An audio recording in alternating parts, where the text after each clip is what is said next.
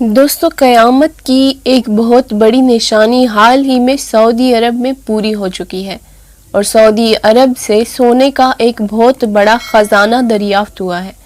جس نشانی کے بارے میں نبی کریم صلی اللہ علیہ وسلم نے امت کو پہلے ہی آگاہ فرما دیا تھا، اور اب اس نشانی کے پورے ہو جانے کے بعد وہ وقت دور نہیں کہ اس خزانے کو لے کر عرب کے 3 شہزادوں میں بہت سخت لڑائی ہوگی، اور پھر عرب اور اس کے اطراف ممالک میں غیر مستحکم صورتحال پیدا ہوگی۔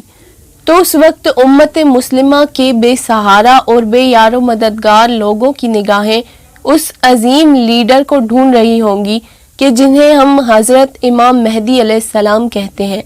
جو آ کر اس بے سہارا امت کو ظلم و بربریت سے نجات دلائیں گے اور پوری دنیا میں امن قائم کر دیں گے۔ حضرت ثوبان رضی اللہ عنہ سے روایت ہے کہ رسول اللہ صلی اللہ علیہ وسلم نے ارشاد فرمایا، 3 آدمی تمہارے خزانوں کے لیے آپس میں لڑیں گے، ان میں سے ہر ایک خلیفہ کا بیٹا ہوگا، لیکن یہ خزانہ ان میں سے کسی کو نہیں ملے گا۔ پھر مشرق کی طرف سے سیاہ جھنڈے آئیں گے اور وہ تمہیں بے مثال قتل کر دیں گے۔ پھر آپ صلی اللہ علیہ وسلم نے ایک ایسی بات ذکر فرمائی جو مجھے یاد نہیں۔ پھر فرمایا، جب تم اسے دیکھو تو اس کی بیعت کر لو، خواہ تمہیں اس کے لیے برف پر ہی کیوں نہ رینگنا پڑے،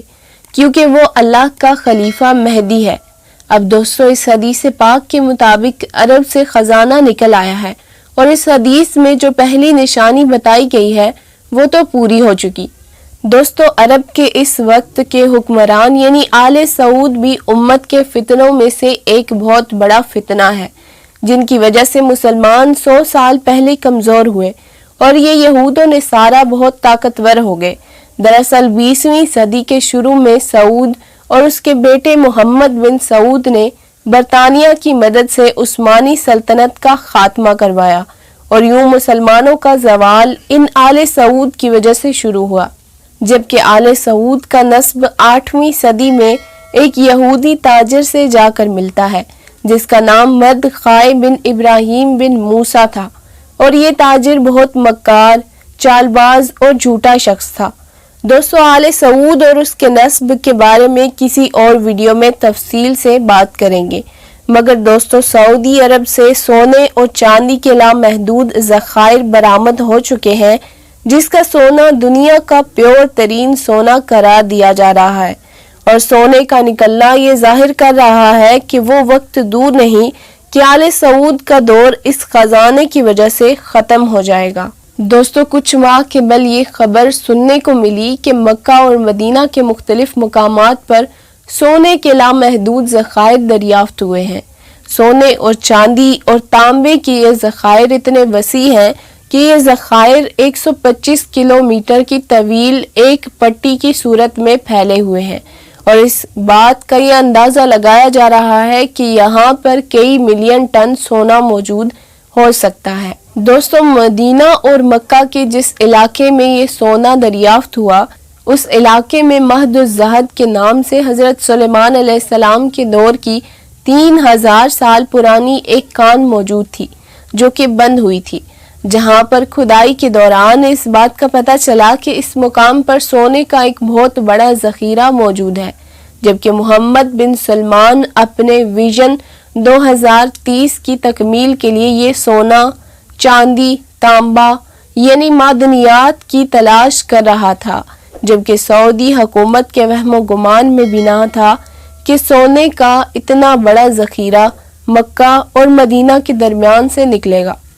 دوستو، اللہ تبارک و تعالیٰ نے عرب کی سرزمین پر کیوں اتنی برکت عطا فرمائی، اور کیسے یہ صحرا اللہ تبارک و تعالیٰ کے خزانوں سے مالا مال ہوا ہے۔ دراصل قرآن کریم میں حضرت ابراہیم علیہ السلام کی دعا اور ان کا واقعہ بڑی تفصیل سے بیان ہوا ہے۔ جب حضرت ابراہیم علیہ السلام اپنے بیٹے کی قربانی سے سرخرو ہوئے تو حضرت ابراہیم علیہ السلام نے اللہ تبارک و تعالیٰ سے دعا کی کہ اس علاقے میں ان کی اولاد پھلے پھولے اور انہیں یہاں کی حکمرانی نصیب ہو، یہاں پر ان کو کبھی رزق کی کمی نہ ہو، اور اللہ تبارک و تعالیٰ ان پر اپنا کرم جاری رکھے، جو کہ اللہ تبارک و تعالیٰ نے آج تک جاری رکھا ہے۔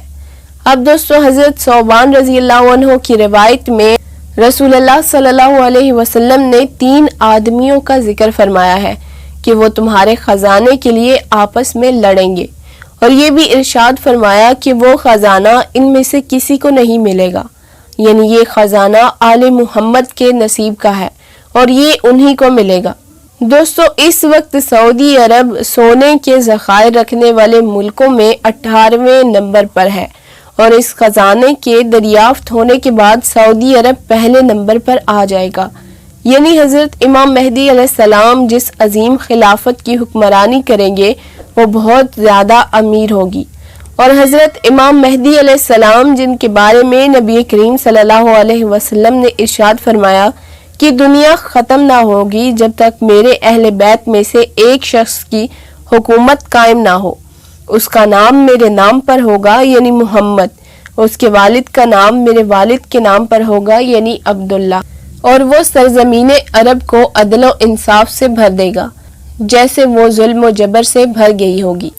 یعنی اس حدیث پاک سے یہ پتہ چلا کہ عرب میں ایک عظیم خلافت قائم ہوگی جو کہ خالص اولاد محمد صلی اللہ علیہ وسلم میں سے حضرت امام مہدی علیہ السلام قائم کریں گے، جبکہ دوستو ہم سب یہ جانتے ہیں کہ آل محمد صلی اللہ علیہ وسلم سے حضرت علی کی شہادت کے بعد حضرت علی رضی اللہ عنہ ابھی زخمی تھے، آپ سے لوگوں نے پوچھا کہ ہم حضرت حسن رضی اللہ عنہ کے ہاتھ پر بیعت کر لیں، چنانچہ اس وقت حضرت حسن رضی اللہ عنہ کے ہاتھ پر بیعت کی گئی، اور حضرت امام حسن رضی اللہ عنہ وہ آخری خلیفہ وقت بنے جو آل محمد صلی اللہ علیہ وسلم میں سے تھے، یعنی اہل بیت میں سے، اور ان کے بعد آج تک عرب میں آل محمد صلی اللہ علیہ وسلم سے کوئی حکمران نہ آیا، اور عرب کی ایک قابض آل سعود جنہوں نے 20ویں صدی میں یہود و نصارہ کے ساتھ مل کر مسلمانوں کی حکومت کا خاتمہ کیا، اور آج تک جب بھی مسلمانوں کو ان کی ضرورت محسوس ہوئی تو انہوں نے مسلمانوں کو صرف پیٹھ دکھائی، کیونکہ یہ تو خود پچھلے 100 سالوں سے یہود و نصارہ کے اعلی کار بنے ہوئے ہیں، اور مسلمان عراق میں مرتے رہے، شام تباہ ہو گیا، لیبیا ختم ہو گیا، اور فلسطین میں معصوم بچے اور مسلمان شہید ہو رہے ہیں۔ مگر یہ آل سعود میں انہیں عربی نہیں کہوں گی، کیونکہ ہمارے پیارے نبی حضرت محمد مصطفیٰ صلی اللہ علیہ وسلم بھی عرب میں سے تھے، اور عرب کے مسلمانوں کی ایک عظیم تاریخ ہے، اور دوستو وہ وقت دور نہیں جب عربوں کا یہ ظلم ختم کرنے آل محمد صلی اللہ علیہ وسلم میں سے حضرت امام مہدی علیہ السلام کا ظہور ہوگا، اور پھر وہ امت کی رہنمائی فرمائیں گے اور مسلمانوں کی ایک عظیم سلطنت قائم فرمائیں گے۔ اللہ تبارک و تعالی سے دعا ہے کہ اللہ کریم فلسطین کے مسلمانوں کی غیب سے مدد فرمائے اور یہودیوں کو نیست و نابود کرے، آمین